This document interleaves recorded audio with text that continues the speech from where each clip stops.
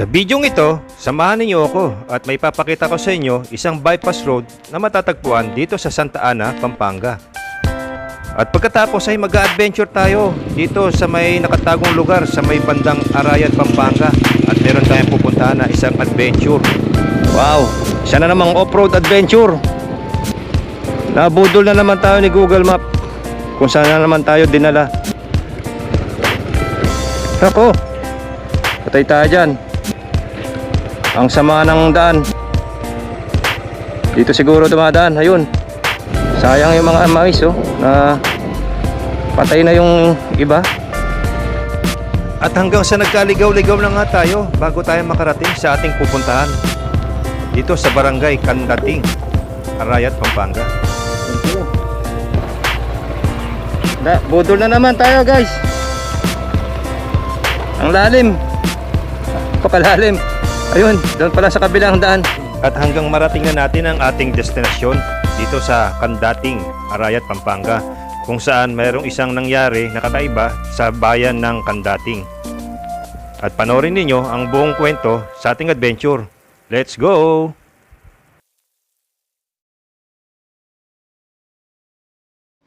Well, good morning guys, it's me again, Francie. Welcome sa aking channel, Francie Adventure.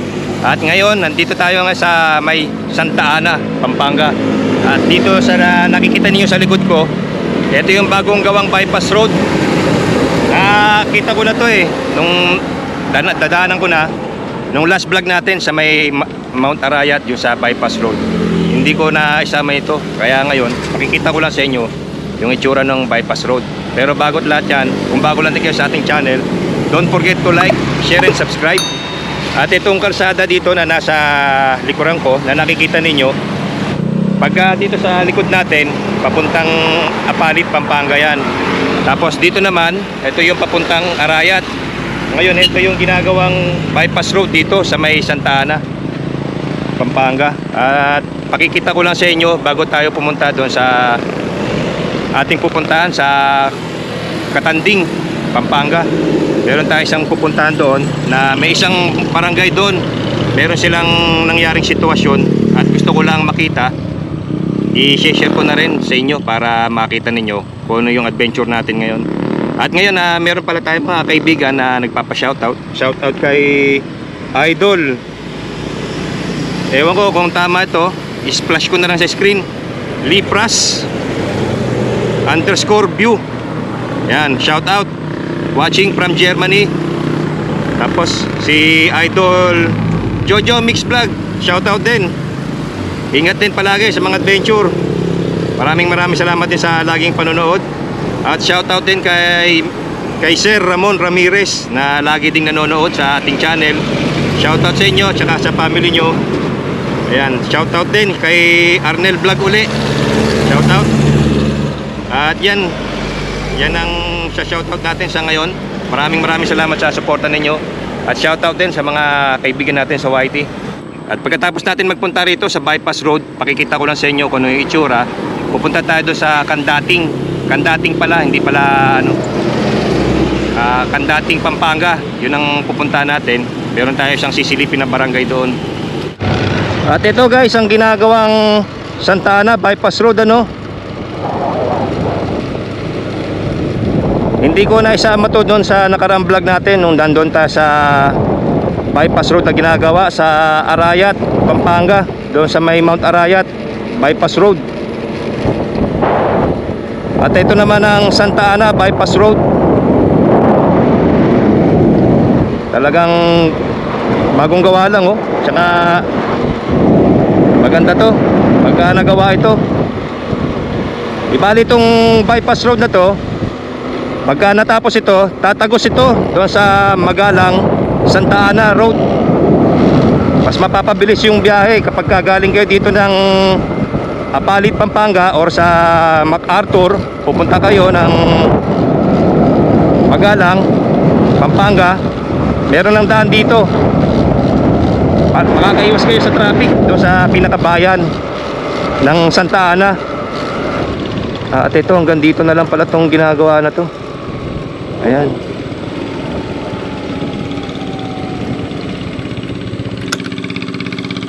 Na umpisa tong project na to nung February 28, 2024.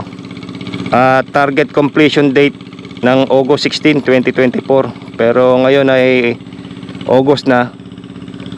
Ito pa rin ang nangyayari. Di bali merong ano ito, 46,225,898 million pesos na budget para sa project na to, ng bypass road na to. Yan o, project Network Development Program, Construction of Bypass Road, Diversion Road, Santa Ana, Arayat Bypass Road. Kaya maganda to pag natapos to. Magandang project to. Ayan, diretso pa tayo mga ka-adventure. Ito, pakikita ko lang sa inyo. Ayan, patuloy yung paggawa dito, no. Ayan, no. May mga taong gumagawa tsaka equipment. Ang ginagawa muna nila ngayon, gumagawa sila ng tulay. Yan, mayroon kasing ilog dito, yo. Kaya inaayos nila to. At maganda to, kung sakaling matapos ito, sana ngayong bago matapos itong 2024 magawa ito. Napakalaking bagay na may tutulong na ito uli para sa mga bumibiyahe. At isa na namang magandang mapapasyalan ito ng mga mahilig mag-rides na, no? Mahilig mamasyal, mahilig mag-road trip. At ito, pinakita ko lang sa inyo, guys. Yan ang update dito sa may Santa Ana Diversion Road. At ngayon pupunta natin yung ating destinasyon sa Candating, Pampanga. Let's go. Update ko na lang kayo, guys. Di bali itong tapat ng bypass road na to, yan ang pinaka landmark na makikita ninyo, yan Pampanga Metro East Medical Center. At nandito na tayo sa main road. Mura ng gasolina dito ngayon, ha, 52. Nandito na tayo ngayon mga ka-adventure sa Candaba. At ito ang Candaba Bridge. Dito tayo dumaan kasi matraffic doon sa may bandang San Nicolas, Arayat. At maputik dahil ginagawa ang daan doon. Kaya dito tayo dumaan kahit medyo malayo. Iwas naman tayo sa traffic. Sobrang traffic doon, eh. Ayan, kakaliwa tayo rito.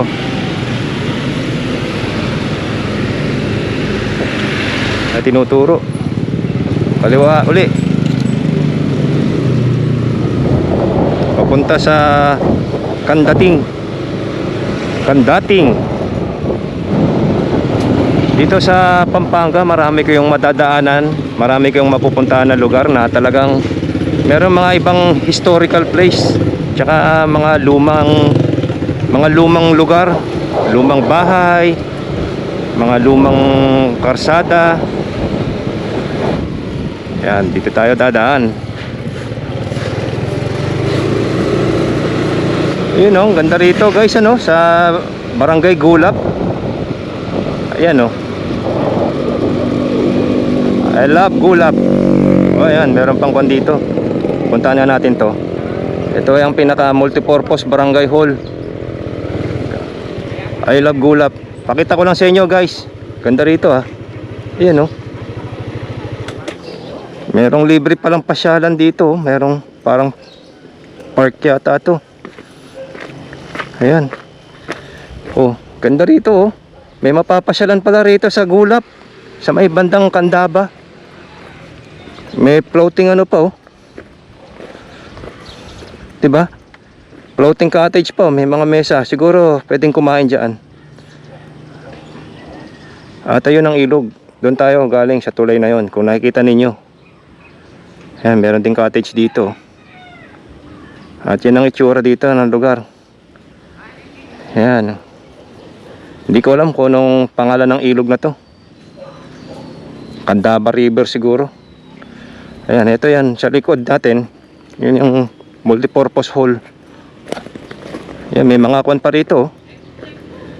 Pang Instagram, oh. Ang ganda, diba?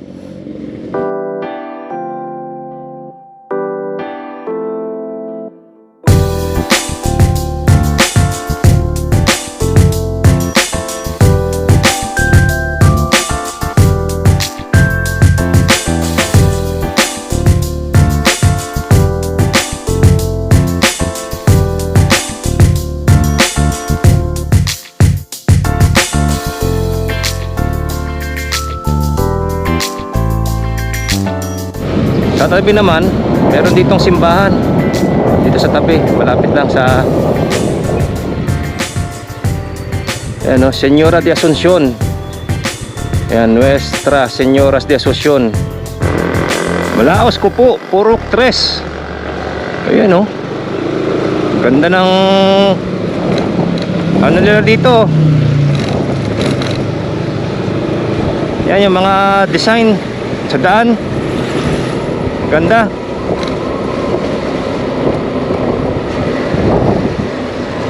Itong pinupunta natin, isa to sa mga liblib na lugar na hindi masyadong napupuntahan ng mga outsiders. At ngayon, may share natin sa inyo mga ka-adventure, ano, ang itsura dito sa may Barangay Gulap. Time check, it's 10:39. Medyo may kainitan ng panahon ngayon mga ka-adventure, kaya always hydrate sa inyo. Huwag kayo masyado magpapainit. Ay, ito na ang barangay hall ng Santo Rosario. Lumabas na tayo sa Barangay Gulap. Dito na tayo sa Barangay Santo Rosario. Napaka-presko sa part na to kasi ang daming puno sa gilid ng kalsada. Malilim. Ang presko ng hangin. Okay naman ang daan.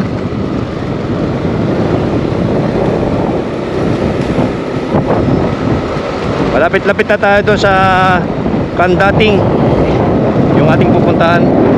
Ang ganda, oh.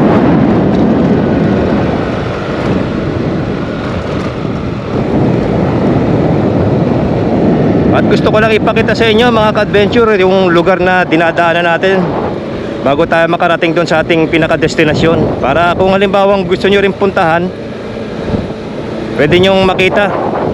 Yan, oh, ganda, oh. Ganda rito. Ang daming puno sa gilid ng daan. Ang presko. Halatang walang masyadong dumadaan dito, oh, kasi yung mga damo tsaka ano, gumagapang na sa kalsada, eh. Ay, mali pala. Wrong turn tayo. Dapat pala kumaliwa tayo doon kanina. May nakaturo kasing sign doon. Di ko napansin na doon daw nakaturo papuntang Barangay Kandating.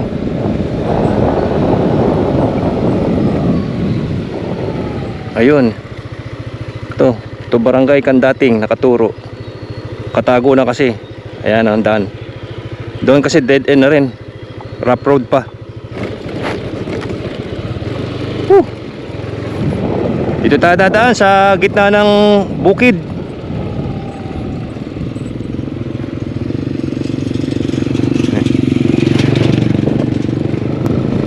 Wow, isa na namang off-road adventure. Yun, no. Ito ang nakaturo kay Google Map. Nabudol na naman tayo ni Google Map kung saan na naman tayo dinala. Ayan, nakikita ninyo ang daming mais.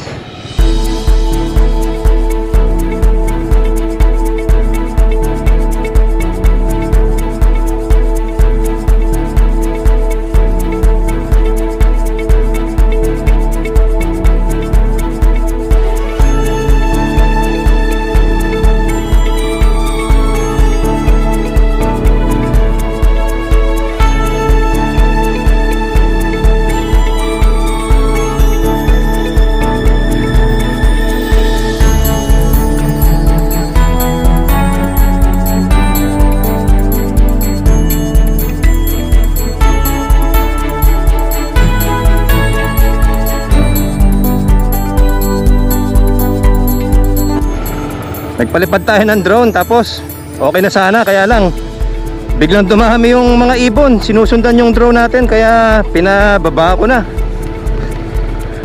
Kita nyo naman itong dinadaanan natin. Talagang nasa literal na gitna tayo ng bukid dumadaan.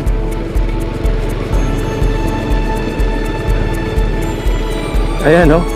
Grabe. Putik.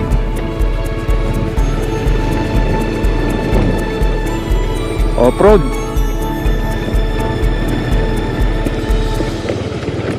Ako, patay tayo dyan. Ang sama ng daan. Dito siguro dumadaan. Ayun.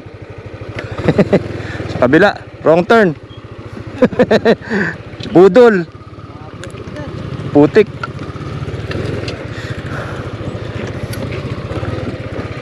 Dyan ha. Sige, thank you Brad.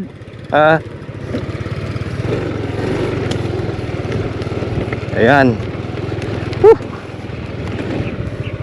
Maganda na rin yung ganito guys. Bago tayo dumating sa isang destination natin, meron tayong adventure na madadaanan katulad ng mga ganito.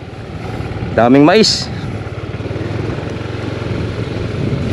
Sayang yung mga mais na patay na yung iba. Sobrang init siguro. Ayun. Ay, islaw. Daming kalabaw rito, ang lalaki.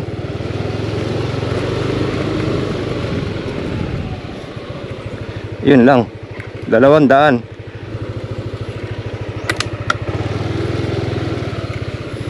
Ito tayo.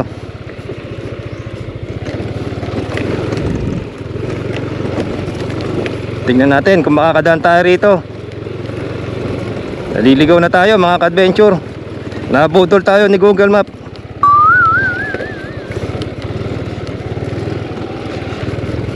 Malalim kasi yung putik doon, tsaka hindi kakayanin. Lulubog tayo doon. Mababahura yung gulong natin.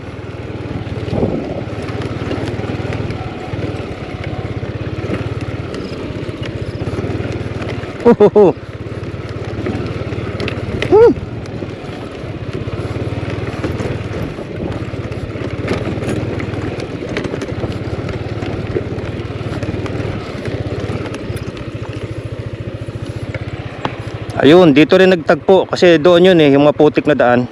Dito rin nagtagpo. Ito yung umikot lang tayo.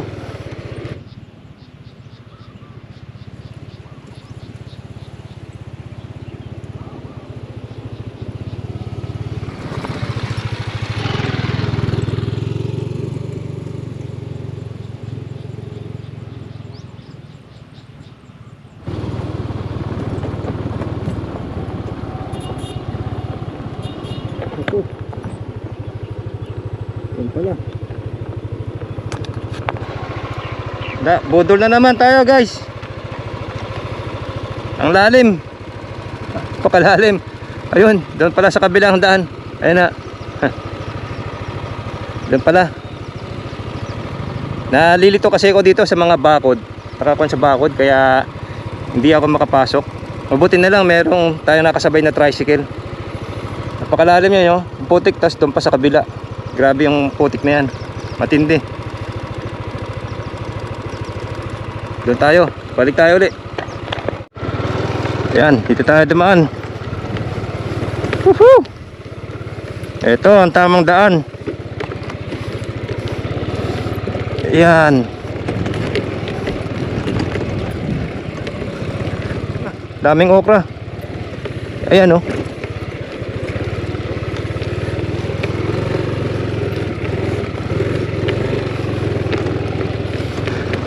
sir.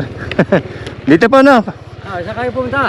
Sa po, Kandating po. Kandating na. Ito na po Ayun si Uto. Ayun. Kapag sa kawayan, lubusong ka na. Opo. Sige po, thank you po. Medyo nakakaligaw. Talaga maliligaw ko sa daan namin. Putik eh. Okay. Thank you po.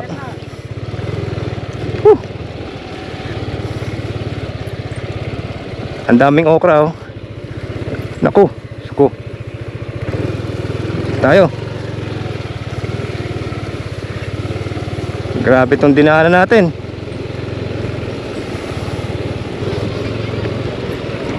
Ayun.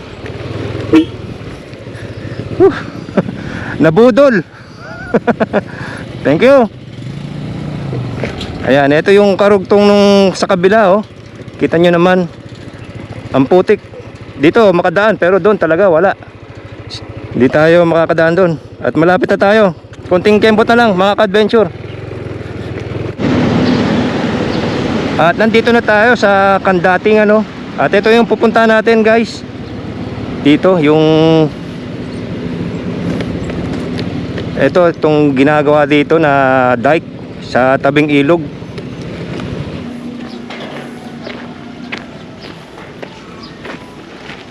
Ayan oh, kita nyo guys oh. Kabitak-bitak na yung lupa rito. Ayan ang sitwasyon dito sa Kandating. At hanggang doon, napakalalim na doon no. Ito kasi ang nagpo-protection dito, itong pinaka metal sheet na yan, na ang ginagawang dike dito sa tabi ng ilog. At nagkaroon dito ng ano, soil erosion. Ayan no. Ito ngayon ang itsura dito na makikita ninyo sa Barangay Kandating sa may Pampanga. Malapit lang ito sa may Arayat ano. Ito ang pakikita ko sa inyo. Meron din mga ilang bahay na yung nasira dito dahil gawa ng pagguho ng lupa. Sa kadahilanan na nung nakaraang bagyo na Karina at malakas ang ulan, sinasabi ng mga engineer na nababad daw itong lugar na to sa tubig kaya lumambot yung ilalim. At yun ang naging dahilan kung bakit nagkaroon ng pagguho ng lupa sa ilalim. Itong sitwasyon dito. At ito, meron na rin dito, nagbibitak na rin itong bahay na to. Konti-konti nang bumibitak yung lupa.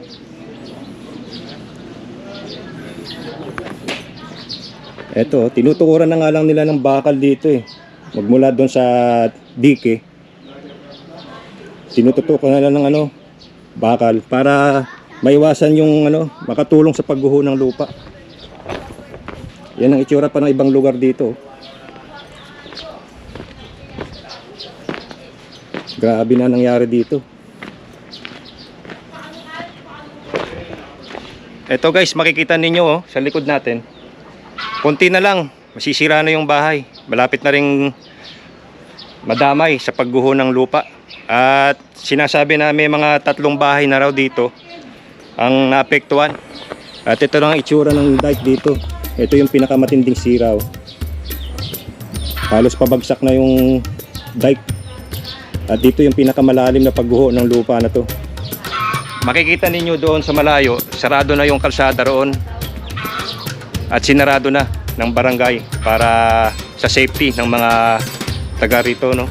Ng mga residente.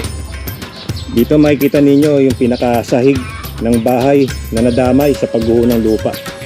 Ito, yan na lang natitira.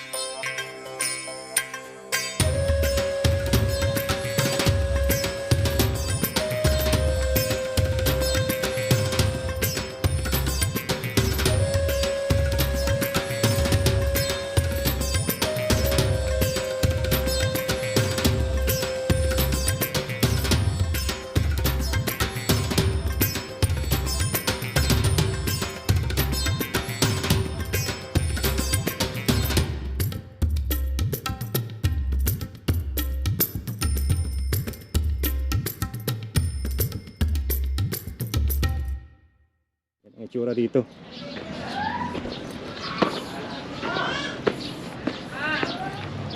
At sa tingin ko naman ginagawa na ng aksyon ng lugar na to ng DPWH para magkaroon ng solusyon, maagapan kaagad yung labis na pagguho ng lupa. At sana magawa ng mabilis na aksyon para makatulong no, sa mga residente. Maiwasan na yung madamay pa yung mga ibang bahay bago pa masira. Ayan ang itsura dito guys sa Barangay Kandating. At dito makikita ninyo, nag-umpisa na rin madamay itong bahay rito. Dito nagkakaroon ng bitak. Kaya sana wag nang lumaki pa yung bitak para hindi na madamay itong bahay na to. Tsaka ito pa rin, itong po na to. Ayan o. At yan guys, makikita ninyo, may mga nandoon sa taas ng dike. Mga taong gobyerno yata yun. Anong pangalan nyo? Patrick Pineda. Patrick Pineda. Oy, ayan o. Isa sa mga residente rito. Ayan, shoutout sa mga tiga-residente rito. Ito, di bali, nandito tayo ngayon sa kabilang itong bahay na to, nandito sa kaliwa. Isa rin sa mga naapektuhan ng pagguho ng lupa. Dito, di bali yung pinakadulo, kanina nandun tayo sa kabila. Ayan, kaya sarado dito, no access para sa mga sasakyan. Pero nandito naman yung main road. Ayan. Ito, meron pa dito, News 5. Ayan. At ayan guys, napakita ko na sa inyo ang kalagayan dito sa Barangay Kandating. Ewan ko kung tama yung pagbigkas ko, Kandating o Kandating. Dito yan, matatagpuan sa may Arayat, Pampanga, yung gumuhong lupa. At nakita nyo sa video natin, may mga ilang meron na rin mga ilang TV station na nag-i-interview sa mga lokal. At sana lang maagapan kaagad yung sitwasyon ng mga residente rito, no? Matulungan kaagad ng LGUs at ng DPWH. Nangyari pa pala yung insidente na yon na gumuho ang lupa nung Sabado, araw ng Sabado. At di bali pangatlong araw pa lang ngayon. At ayun na guys, at maraming salamat sa pagsama ninyo sa ating adventure. Don't forget to like, share and subscribe. Francie Adventure signing out. Always remember, ride safe, stay safe and be safe.